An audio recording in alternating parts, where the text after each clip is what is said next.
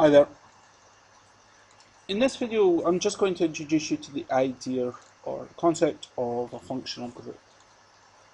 Now, functional group in organic chemistry is a group or a collection of atoms that impart the functional bits of the molecule. They're where the molecule reacts. They're the bits that are interesting. They're the bits that do things in organic molecules. Okay, and there are some of these groups are very common, and we'll meet those over the next few videos and lectures. Okay, so you'll meet things like, for instance, an alcohol group. You'll meet, for instance, an amide. Okay, and functional groups often contain other elements. For instance, in this case, oxygen or nitrogen. You could have sulfur, for instance, in a thiol.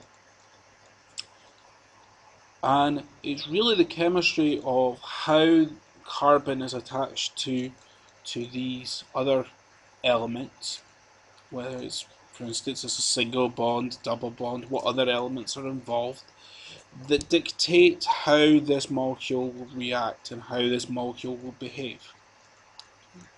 So the functional groups in an organic molecule are the most important bits.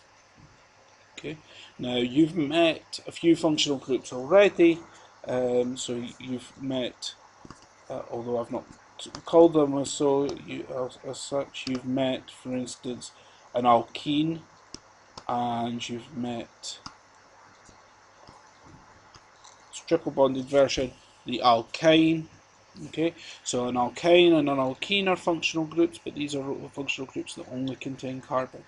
Okay, here we have this alcohol group. This is a carbon attached to oxygen attached to hydrogen.